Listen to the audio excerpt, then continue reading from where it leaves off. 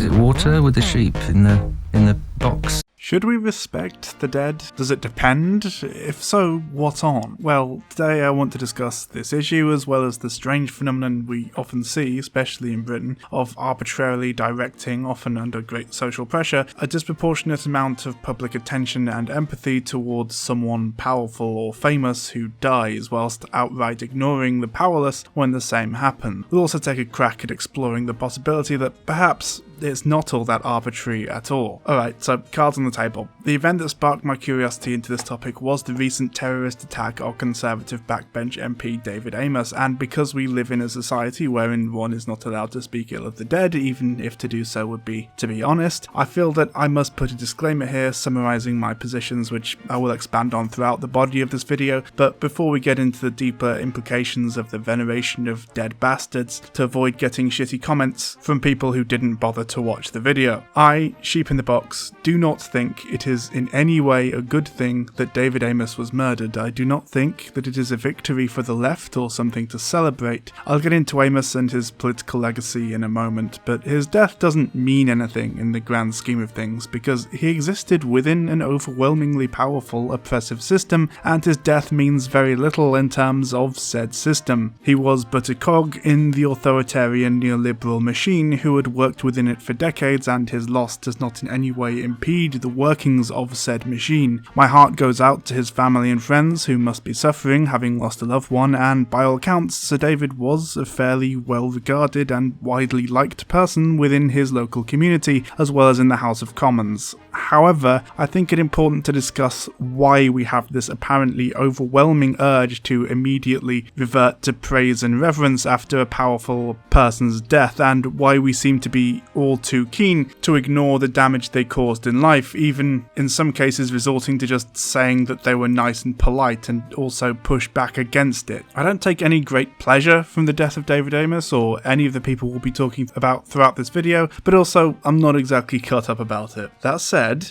let the joyous news be spread, the wicked old witch at last is dead. Ding dong, the witch is dead. Witch, oh witch, witch, ding dong, the witch is dead. So, as mentioned, the thing that inspired this video was the murder of Conservative MP David Amess and the aftermath, during which the media and even opposition politicians displayed an utterly pathetic, simpering reverence towards him and his memory, calling him kind, principled, respectful, and claimed that above all he was a kind-hearted family man who cared deeply for the most vulnerable in his constituency. The Prime Minister summarised most of the reactions to his passing with the following comments. Well, I think all our hearts are full of shock and sadness today to the loss of Sir David Amess MP, who was killed in his constituency surgery in a church after almost 40 years of continuous service to the people of Essex and the whole of the United Kingdom.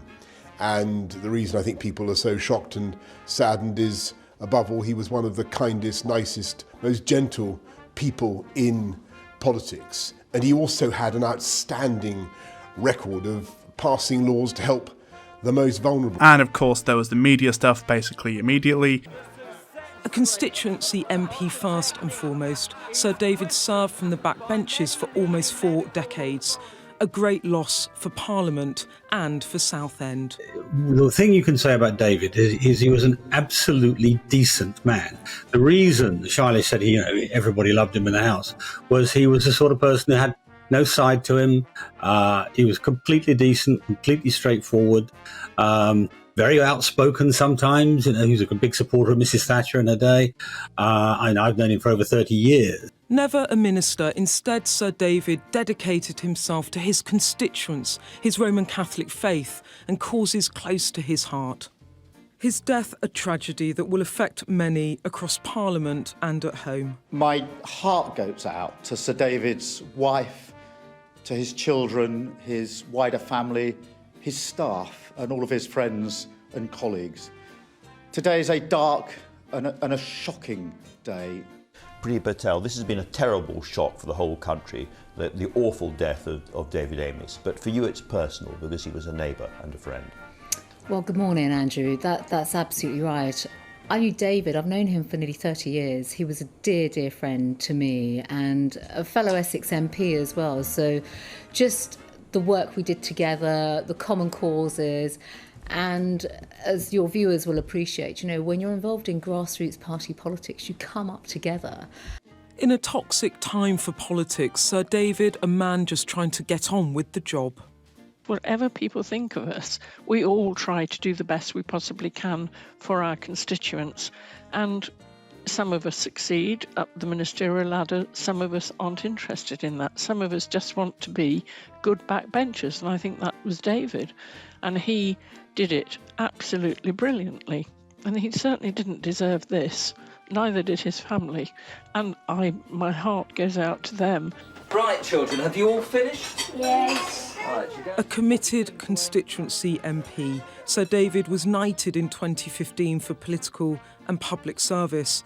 But above all else, he was a husband and a father of 5, a public servant and a dedicated family man too. But this didn't really sit right with me. It seems rather disturbing, to be honest, that we seem to be all too willing to overlook, or in some cases outright deny, some of the absolutely horrendous stuff he, and by extension many recently deceased powerful people, were responsible for. I mean, just take a look at his voting record and you'll see... Wait, oh no, the music, not again!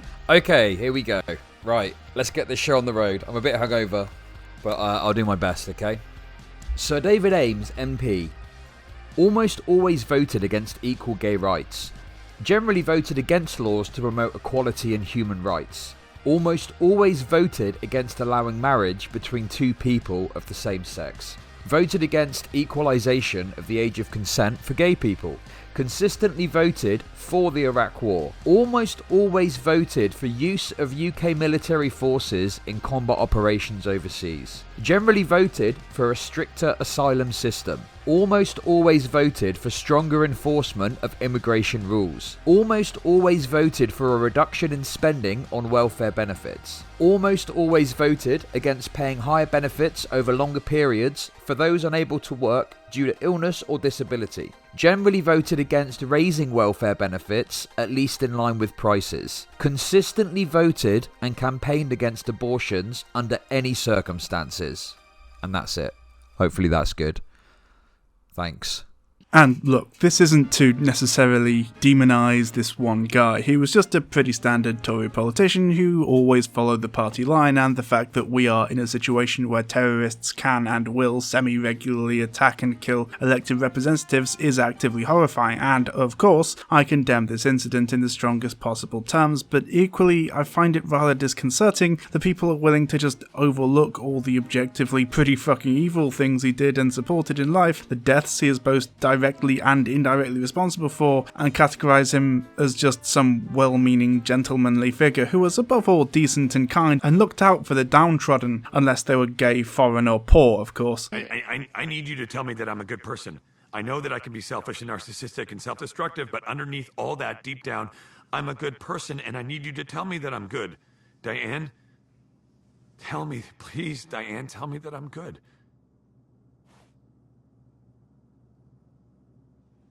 I think this is something we often fail to adequately deal with in discussions of political figures. Being a nice person doesn't necessarily make you a good person, and likewise, being a bit rude every now and then doesn't make you a bad person. We often seem to frame these discussions around optics and who remains calm throughout these often controversial and heated debates rather than who is right. TERFs, for example, will often resort to just claiming to be the victim when trans rights activists are slightly rude to them after spending years attempting to take away their human rights. Online debate is often completely useless for this and many other reasons. So we end up with headlines like Sir David Amess fun, friendly and always outspoken that fail to really go into much detail about the things he was outspoken about. I guess it makes for a difficult obituary if you add that this kind family man also wanted victims of sexual assault to be forced to carry their assailant's baby to term and possibly die in the process, or that he was completely opposed to gay people being allowed to be married or to be treated equally with straight people, but it would be a more honest one. And this is the problem. Why should we bother to play defense for such people? Why does the media, and to a large extent the public, have to be reverent when it comes to discussions of someone famous and or important who died? We saw a similar phenomenon with Prince Philip's death. He was, in life, a fucking terrible guy who married his own cousin, who he apparently fell in love with when he was an adult and she was 13. Take it back to the beginning for us, Alistair, and tell us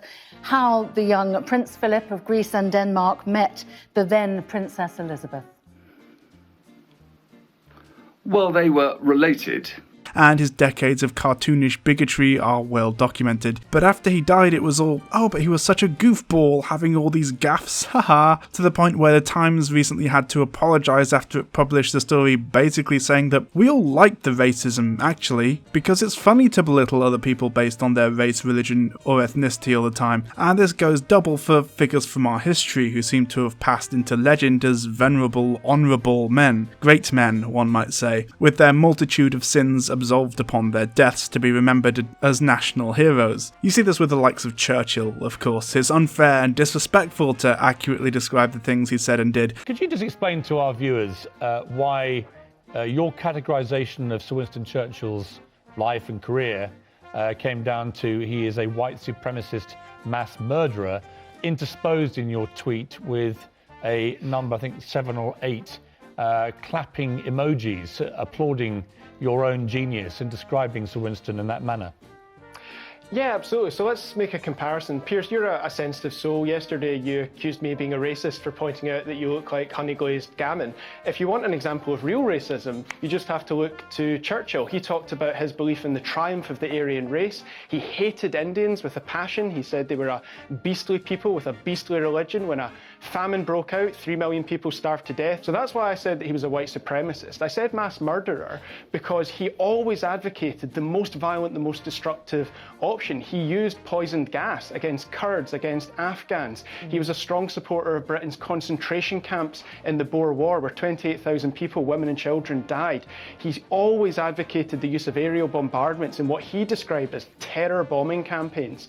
In fact, his own cabinet had to stop him when he was in the cabinet in the 20s. Cabinet colleagues had to stop him from bombing protesters in Ireland. Winston Churchill was voted the greatest Briton of the last century for a reason.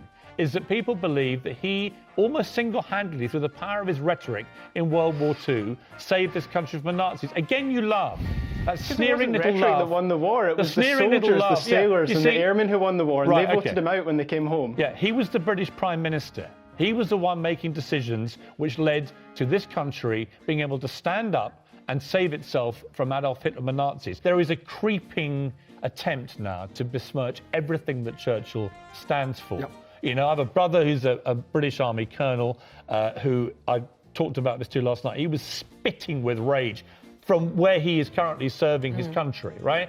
This just gets everybody's goat up. And if you use your freedom of speech to protest the veneration of figures like him, off to jail for a decade with you, why do we have wall-to-wall news coverage praising David Amess and his legacy, but the hundreds of thousands of people he helped to orchestrate the suffering, misery and deaths of through austerity, war and bigotry are not worth the time, or even campaigning for a minuscule pay rise? Nah, it's okay, we'll just clap for them, because the working class are like fairies, and the more you clap, the more food they can buy, or something. If we clap for essential workers, we don't have to feel bad about the thousands living in poverty, or the hundreds of thousands of preventable deaths caused by the Tories over the past decade, and especially during the pandemic. Keep clapping for God's sake to drown out the deafening sound of the crushing guilt and the anguished wails of the spirits of the people whose deaths could have been prevented. I suppose for me, it's the focus on optics that really pisses me off. Like, who fucking cares if someone was kind to animals? Animals are easy to be kind to. They don't have the ability to tell you to fuck off and stop supporting actively harmful policies that affect millions of people, and instead actually try using your power, wealth and platform to do good for everyone in the community, regardless of social standing, wealth, race or sexuality, rather than just using animals as a prop to maintain both your conscience and public perception of you as a good person, whilst implementing austerity measures, anti-LGBTQ+, militaristic and anti-immigrant public policy that literally kills thousands every year. Being nice and kind and polite and generally a pleasant person to be around doesn't make you a good person. person if you also use your power to cause harm. I've said this before, but I find it shocking that people seem to be of the opinion that if you were to go up to a homeless person and beat them to death with a hammer, that is unequivocally, undeniably violent, but if you vote to reduce funding for homeless services as well as create an environment in which more people are forced out of their homes due to, for example, having their benefits cut due to Conservative policy, thus causing the rate of deaths among the homeless population to skyrocket, that's not violence, right? I mean, the outcome is the same, and whilst it's not totally a one-to-one comparison, the intent and the hatred of those deemed lesser in society is indeed there, and, well, both are direct and deliberate choices that result in a dead homeless person. It's just that one has enough distance between the killer and the victim that it doesn't seem that way. But, as they say, one death is a tragedy, 1,000 is a statistic, and that's definitely true. It's easier for the human mind to comprehend the tragedy and great loss a single death can bring. Many of us will have personal experience of it, in fact, but the sheer magnitude of hundreds of thousands of lives, equally as rich and complex and significant, being snuffed out is simply too much to wrap our heads around. It's similar to the stuff about billionaires. Most people don't really understand the problem of billionaires existing because a billion of anything is impossible to visualize or understand without help. The human mind is simply incapable of comprehending something that large, and likewise, unless we actually see something like this fun demonstration with rice, or indeed see the piles of bodies piled up as a result of Conservative Party policy, we're going to struggle to be able to view the situation accurately. Every person who died as a result of austerity or the government's failure to adequately deal with the COVID crisis is a person with complex internal lives, families, friends and loved ones, just like David Amess. Remember that, because the government seems intent on forgetting it.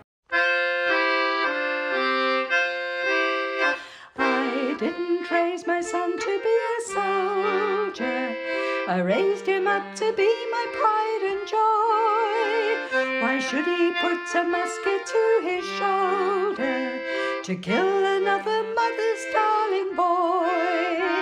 Why should he fight in someone else's quarrels? It's time to throw the sword and gun away. There would be no war today if the nations all would say, I didn't raise my son to be a soldier. No matter how much people debated the cause of them or the merits of the Great War, everyone believed the price in lost lives to our country was too great, and so the credo, never again, was coined. But the message did not live past September 1939, when the Second World War began. I was a veteran of that war and served the RAF from our country's darkest to finest hour, and have never regretted doing my very small part in keeping our country safe. However, despite my acknowledgements that World War II was a just war, that Britain fought with bravery, I am not sure I can say the same for our battles during the Cold War or the annual wars Britain has fought every year since 1945 to maintain her colonies, preserve dictators, shore up alliances, and expand commerce or diminish our civil liberties through a nefarious war on terror. It is for those reasons last year that I decided to stop wearing the poppy, because I find this message is no longer about remembrance, sacrifice, loss, and putting an end to conflict. Instead, it has become an endless drumbeat that pounds out one message that war is always inevitable and always noble. So I shall never again wear symbols that are tainted by party politics when I pay observance to the dead this year. Instead, I will be unadorned and wear my 91 years of experience in war and peace with pride. I have earned the right, by service to my country, to not wear the poppy and to demand an earnest debate as to why this country is more proficient in killing than in preserving life. There are, sometimes, exceptions to this rule, but there's always a deeper reason. After all, the remembrance thing is a huge deal in the West, and we're only too happy to remember the brave soldiers who died in the World Wars. Probably best not to go about much further than that, though, because things might start to get a little uncomfortable if you're mourning the death of someone who died whilst attempting to butcher African peasants in the name of the king. But despite this, over 100 years after the end of the First World War, we continue to send our soldiers to die overseas. Refusing to wear a poppy during the first couple of weeks in November in the UK is an admission that you hate the brave soldiers who died to protect Western democracy and are unpatriotic. Now, I can't help but notice that you're wearing a poppy today, but quite a lot has been made about the fact that you didn't wear a poppy when you appeared on television a few days Graham ago. Norton, yeah. I had a poppy on, funnily enough, and I was wearing a dress that was like crepe paper, basically. And as I was going on, I looked down. It was tearing at the dress, and they'd said my name, and so I whipped it off. But it's unfortunate that it's been made such a huge kind of... It's really snowballed, apparently. And, of course, I don't think there's anyone in this country that isn't grateful and respectful and never would want to cause offence and wear a poppy all the time. But people kind of focus on things and love to pick at the negative. It seems a little extreme. Also, there's another show I'm worried about coming out because we pre-recorded it, where we're probably not wearing poppies, but some of these things are filmed weeks before they air. But you can't please everyone, and I meant no disrespect, of course I didn't. But sending more young people to die in pointless wars in the Middle East is not at all disrespectful to those who died in, for example, the war to end all the wars, or in any way unpatriotic. In fact, it's extremely patriotic to send young British people to die in the desert thousands of miles from home. What, you think patriotism is about caring about the people in your country? Fuck you. It's just absurd, right? Jeremy Corbyn was once called disrespectful and unpatriotic for failing to bow deeply enough on Remembrance Day, and somehow also when he opposed British intervention in the Middle East, or refusing to accept that we should seek to retain the ability to vaporize our enemies with nuclear weapons, even though the first use of said weapons would result in an atomic war that obliterates the planet and everyone on it. But now let's just waste billions of taxpayer funding maintaining a nuclear arsenal we'll never use, whilst thousands live and die on the poverty line and nurses are forced to rely on food banks. Because showing military strength and pretending to give a shit about dead soldiers is more important than looking after the interests and rights of the actual, real, living people who live in the here and now, right? The money raised by those poppies that everyone's supposed to wear if they care about the troops, incidentally, goes to a charity that does important work with disabled veterans that can and should be carried out by the government that sent them overseas to get disabled by enemy artillery in the first place, but doesn't, of course. Again, the trillions spent on continuing military action in the Middle East is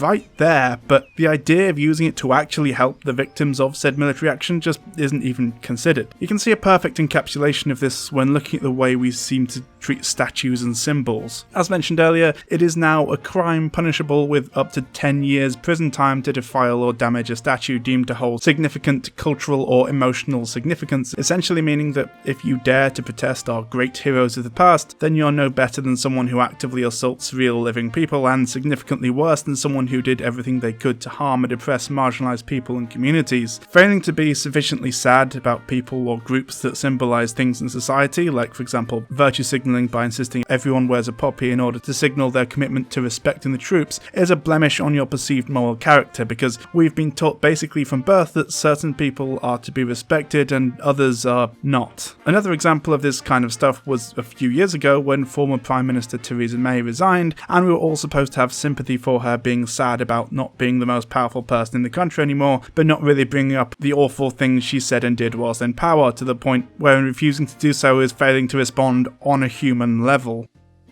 When you say you don't have much sympathy for her? I've got less than no sympathy for her. She didn't publicly break down over the victims of Windrush, who because of her policies were driven from their homes, denied medical care, and even kicked out the country. She didn't cry publicly over the dozens of working class people who burned to death in Grenfell Tower. She didn't weep publicly over those who've had their benefits stripped from them, those driven to food banks because of her policies, the victims of universal credit. I think, our media can often express far more sympathy for the powerful. In her case, she will lead, no doubt, a comfortable and affluent life to her very end, rather than the victims of their policies, who, I'm afraid, have been driven into misery, insecurity and turmoil as a direct result. Let's think about those people. You can't just respond at a human level. I have responded on a human level. I've spoken about the humanity of those who have suffered as a consequence of her policies, and I wish the news would give far more space to them rather than spending time discussing the Prime Minister crying because she can no longer hold the most powerful job in the country. May's choice to tell immigrants to go home, deporting people who lived in the UK for decades of their lives and supporting horrific austerity measures, however, isn't an example of her failing to have empathy for others on a human level, because rich white people deserve more sympathy than brown people simply trying to make a better life, I guess. What this is all leading up to, of course, is the discussion of nationalism and patriotism, and there's probably at least several hours worth of content in that, but for now, I want to simply expose the fact that, at least at face value, it appears that real patriotism, whatever that may mean, is reverence for the rich and powerful and the unrivaled might of the state, aesthetic pride in one's country and its symbols, but explicit dismissal or even outright derision of the actual living people who live in your country. These people would rather 1,000 innocent British people die to save a flag, and that is how we get to a position where the powerful have more significance than the powerless in the cultural zeitgeist, to a point where those with power symbolise more than simply another human being, but instead British institutions, like the Conservative Party, the democratic process, the royal family, and even the country itself. And as such, when someone like Prince Philip dies, it's this enormous deal where we as a country are supposed to grieve for some rich racist guy we never met and who would probably have looked down on us if we had, but also we're not really allowed to demand that similar attention be paid to the hundreds of thousands who have died as a direct result of Tory party policy. It's a tragedy when David Amess dies because he doesn't just represent one man but an idea, the very concept of democracy itself. But when your granny dies from COVID, or your best mate dies due to being made homeless and unable to afford insulin due to his benefits being cut, or your trans sister dies due to anti-LGBTQ+ legislation specifically targeting the vulnerable, and especially trans healthcare, well, that's sad, but it's just one person. It's not like they represent anything, or that anyone but you should actually mourn them, right? Those deaths are not going to be covered 24 hours a day on TV for literally days at a time, are they? It's a question that rarely, if ever, gets asked, or even really occurs to most people to ask, but in my opinion, it's important to demand an answer to the following. Why should we care? Often the response is, think about the family, don't speak ill of the dead, and so on, but as we've established, that can't really be the case, because we don't treat the avoidable deaths of vulnerable people in anything approaching the same way. In fact, when the poor or marginalised die, the papers use pictures of them mourning their daughter's death in order to imply that they were in some way dangerous because their face doesn't look happy or approachable. There's an argument to be made about public figures having more public attention upon their deaths, but I don't know that that's really necessarily the case here, considering that David Amess is mostly known as that one guy who was tricked into talking about a fake drug in Parliament that one time. For maximum reach, Cake needed an actively political kick in the pills, and that's what it got from MP David Amess MP. Look at that. 100 grand in the pocket of the filth that sells it. A big yellow death bullet in the head of some poor user, or custard gannet as the dealers call them. I'm off to do what I can, and if you don't mind, I'll leave this with you. I don't want to look at it for another moment. What fucked and bombed needed more than anything was the illegalisation of cake. And look, have we asked anything about this in Parliament? I mean, no. We haven't. No, I mean, that would be ideal to get something well, done. I'll certainly raise a question. That now became a very real possibility. With the hell of cake still ringing in his ears, Amess went back to his lair and drafted a question for the Home Office. The very next question time saw health ministers pledging to fight cake. And in the meantime, the message for the kids is loud and clear.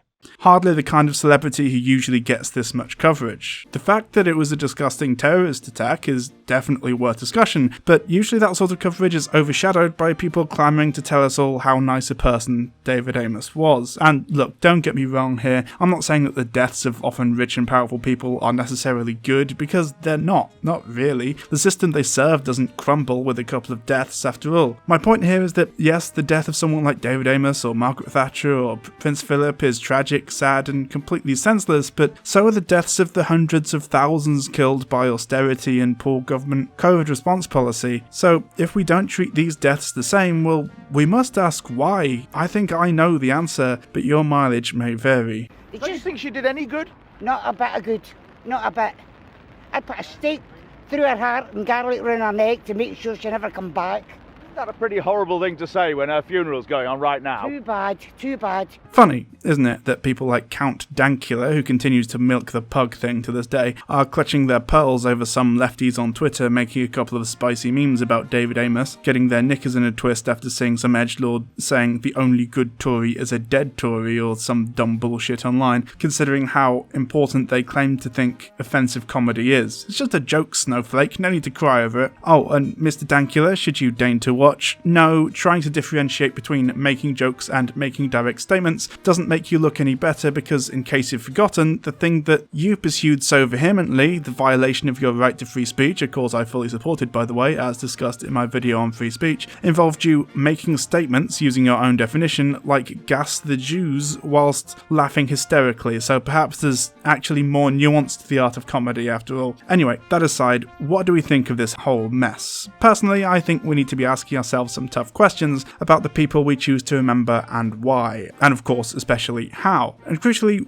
whether the current state of affairs is acceptable or worth continuing. There's no point in uncritically continuing to venerate people after their deaths, and I would argue that it's our duty as a society to limit the number of heroes we have, and to be critical of those we do keep. Our greatest heroes often have the most egregious flaws, and those don't go away after death. People are complex and are, at the heart, the sum of their actions in life. Churchill may have been a great man in one respect, helping win the war and so on, but in others he was a monster, as with his actions in India, and the one does not cancel out the other. Both facts exist simultaneously, and it's pointless to try to claim that they don't. Likewise, with someone like David Amess, it's definitely true that he did do some good. He helped drastically reduce fuel poverty in the UK, for example, and I'm not going to act like he was a complete monster, but equally the whitewashing of his legacy and actions throughout the several decades he was in office is unhelpful and dishonest. I think the main problem I have with this sort of veneration of deceased heroes is the fact that their deaths are held up as these tragic events, whilst the deaths of ordinary working people, many of whom died as a direct result of government policy, are viewed as statistics, and their suffering is portrayed as an acceptable sacrifice, unless it can be used as an excuse to further some ideological goal, like nationalists' worship of the armed forces and performative grieving for those they sent to die at war, whilst ignoring the needs of the surviving veterans and families of those who died. Because it's not actually about caring for our brave soldiers, it's about furthering a right-wing nationalist agenda, and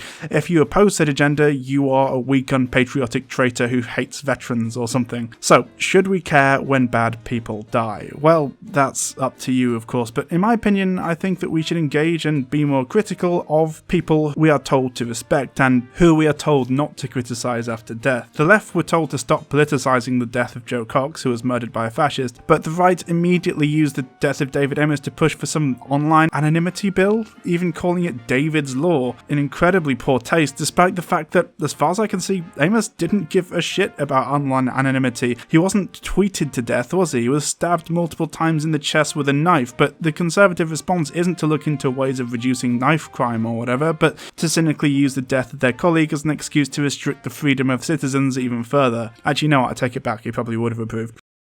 Margaret Thatcher's dead. Ding dong, the wicked bitch is dead.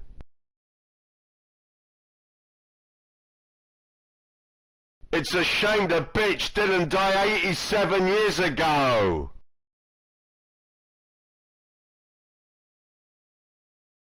It's a shame that the IRA didn't kill the bitch.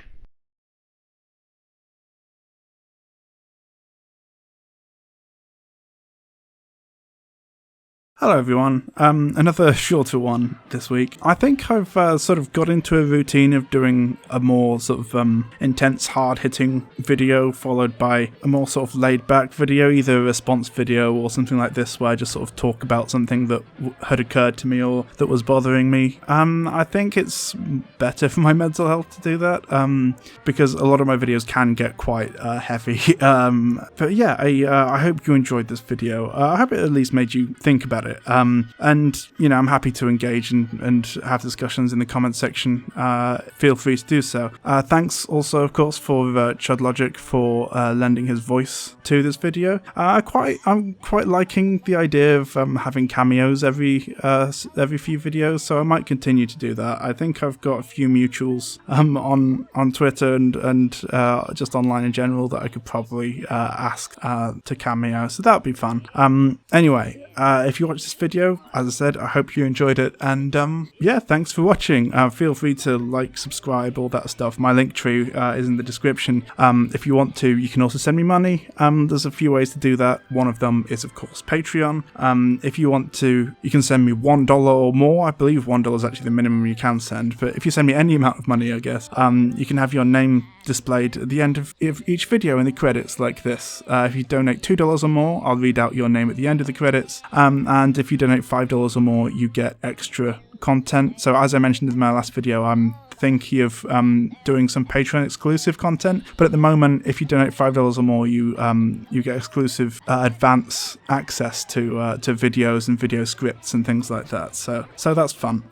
Yeah, I hope you enjoyed this video, and I hope you have a good one. But before I go, obviously I need to read out the names of my $2 plus patrons. So today I would especially like to thank Elise the Mighty She-Beast, Aride, Breidenbeck, Chris Ragnacci, Deckard. Next we have Ryan, it's Brian, Oogity Boogity, Polite Pigeon, Stacey Solano, The Bulk, Tom Newport, Felix Sanguis, Nanza Kambe, and Oft Wears Hats. And of course Les the Mystical Dinosaur and his friend Bob. So thanks for everyone for watching, and thanks to everyone who supported me online as well. I hope you enjoyed the video, and I'll see you next time. Bye!